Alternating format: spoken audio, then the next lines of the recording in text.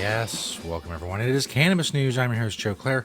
It's November 13th, 2019. The show, as always, is presented to you by the Marijuana Times finest, at marijuanatimes.org. Click the video tab to find this show. A lot of great articles there as well, social media links, and more at marijuanatimes.org. Today, talking about Amy Wolfinbarger and her run for city council in Norwood, Ohio. That name may be familiar to some of you who follow the show. I've written about her and talked about her a couple times. Also, a new study claims that marijuana legalization leads to more problematic use, in quotes. If you're not watching my sarcastic air quotes on the video feed, you're listening to the audio, just imagine them. And also, recreational marijuana sales could start as early as December 1st of this year in Michigan. Talk about all that coming up. But first, of course, Cannabis News is brought to you by Natureside, nature-side.com. And their organic, all-natural pesticides grow safe and poison-free with Natureside. Don't use banned pesticides or harmful chemicals on whatever you're growing, whether it's cannabis or not. Use Natureside, nature-side.com. Proud sponsor of Cannabis News. Thank you, Natureside. You're awesome. This first story by yours truly at marijuanatimes.org. Fighting the good fight locally. As I mentioned, Amy Wolfinbarger from Norwood, Ohio. She was the major push, the main organizer behind Sensible Norwood, which is a decriminalization effort that passed last year. As she mentions when I talked to her, by an overwhelming margin. And this year she was running for Norwood City Council in Ward 4. Unfortunately, she came up short when it comes to her council run. I got a chance to talk to her. Some of the things she said included, quote, "To my opponent being a lifelong Norwood resident, I knew winning would be difficult. However, the sensible Norwood passing by an overwhelming margin just last year, the decriminalization measure I mentioned. My hope was to get the cannabis voters to the polls, see how they compared to the last two mayoral election cycles. Voter turnout was significantly decreased. Ward 4 has 3,119 total registered voters, and only 884 ballots were cast. It's about a 28% voter turnout, and she ended up losing by less than 100 votes. She says she's extremely grateful for the experience. She learned a lot about herself along the way. She said, the biggest thing I learned was that I am definitely not a politician. I found being politically correct to be extremely difficult, and even though I believe I remained true to myself, I almost felt as if I was holding myself back." She loves the way she feels now about the neighborhood. The passion she has for the city of Norwood is even greater than it was before. She feels compelled to take more of an active role in the criminal reform aspect of cannabis activism. She said people should not be in prison or jail over an herb that over half the country's population can now purchase legally. So, Amy, fighting the good fight locally, as I said, in Norwood. You check out that story at marijuanatimes.org, and of course linked in the description of this video. This next story is from Vox.com. A new study found marijuana legalization leads to more problematic use. What I find problematic, besides the notion as the basis of this article, is that title. As if this study has now definitively proven that yes, legalization leads to more problematic use. Well, there's a few problems with that. First, we'll start with the study itself.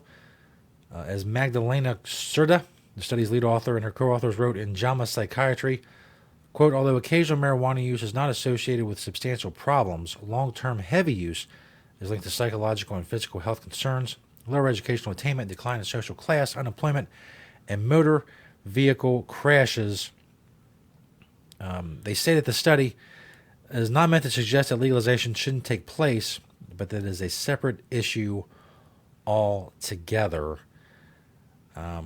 The study suggests that marijuana legalization leads to more cannabis use and perhaps addiction, particularly among adults 26 years of age and older.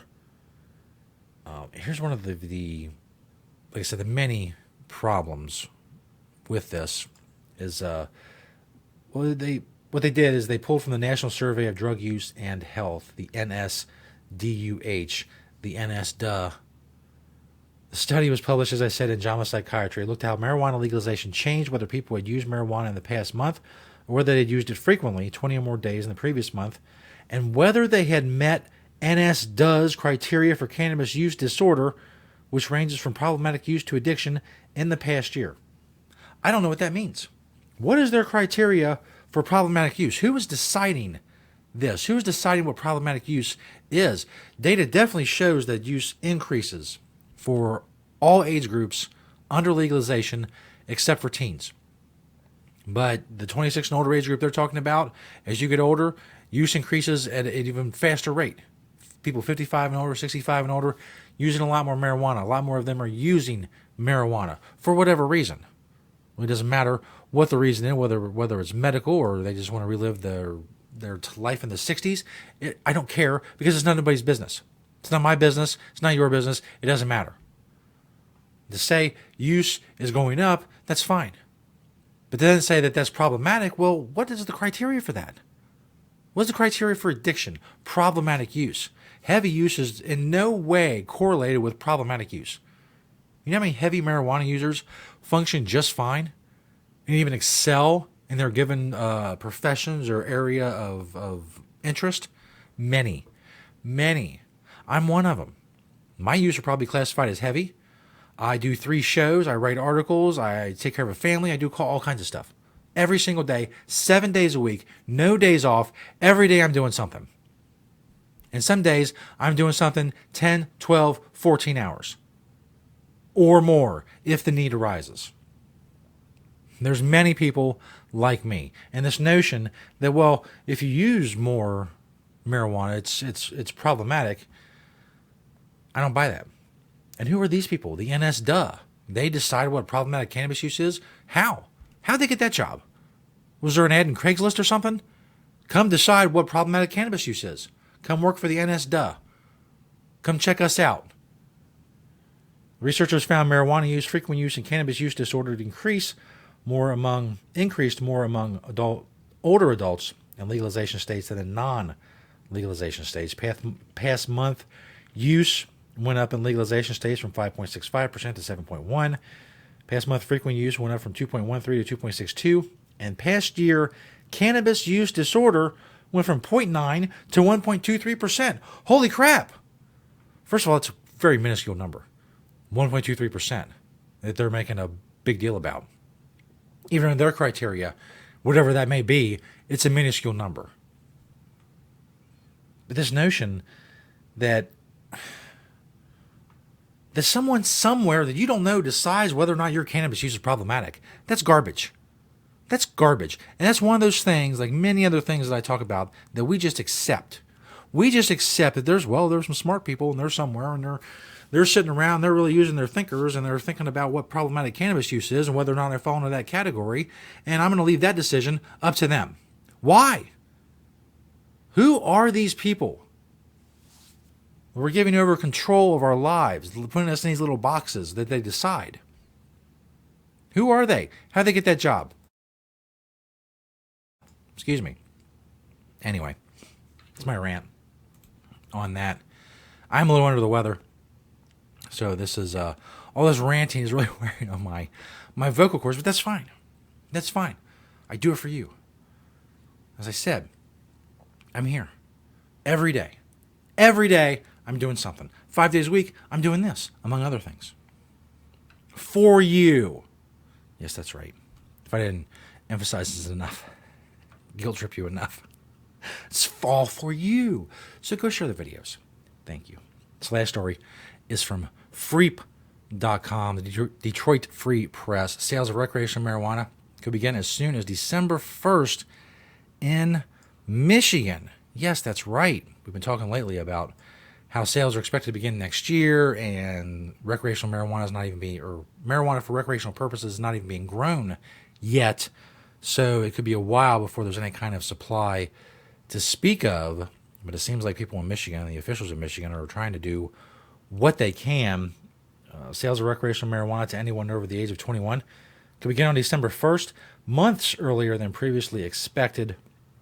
Change came when the Marijuana Regulatory Agency on Wednesday told medical marijuana businesses, including growers and processors, that they can transfer 50% of their inventory to the recreational market beginning December 1st, as long as they've received a recreational license from the state. Obviously, previously, there was going to be no transferring from medical marijuana to the recreational market, but now they are allowing that. To ensure the medical marijuana patients continue to have an adequate supply of the product, dispensaries will be able to transfer only 50% of the inventory that has been on their shelves, sitting there for at least 30 days. And they can move that to the recreational side of the business. This is going to mean in the beginning, marijuana flower is going to be very limited in the first several months. Products that could be readily available, though, include marijuana-infused edibles and lotions, vapes, and other forms of marijuana concentrates, which apparently there is a bit of an inventory or a backlogged inventory of that's been on the shelf more than 30 days. So those with recreational licenses can move those products over and start selling them to adults 21 years and older starting on December 1st. Obviously, the supply issues are going to be present to begin with. Most municipalities in Michigan, or many of them at least, have barred marijuana businesses, so there's going to be limited places where you can get it. There's going to be a limited number of businesses to get it from. There's going to be a limited number of supply from those businesses, which is going to mean high prices, long lines, trouble getting product. But, I mean, you got to give credit where credit is due. At least they're attempting to move these things up and move them along and get this long process of building a legal recreational market and industry in the state, getting it going as soon as possible. The availability of recreational marijuana won't be widespread, and the inventory might be limited, according to Andrew Brisboe, director of the agency. He said, I can't imagine we'll have more than a dozen or so retailers licensed by December 1st. As we've seen in the medical market, it's a slow build-out as inventory and production of plants and product increases. We want to provide an environment where businesses can supply the market as quickly as possible. So, I bash government a lot, but at least it seems in this case that Michigan lawmakers and the regulatory agency in Michigan that covers marijuana are doing what they can to move things along and get the industry kickstarted as soon as possible. So good for them, and good for marijuana consumers in Michigan who can expect maybe a decent supply of cannabis sometime next year, earlier than would have otherwise been if they would have moved this process back a few months. In any case, thanks everybody for checking out Cannabis News. As I said, we're here today 5 days a week. MarijuanaTimes.org. Search the Marijuana Times on YouTube, Vimeo, Apple Podcasts. We're on all of those things. Or just search the Marijuana Times on Google or whatever your search engine is. You Netscape people, AOL, Yahoo, go for it. You'll find us in all those places. Thanks everybody for watching and listening today, and we'll see you next time right here on Cannabis News.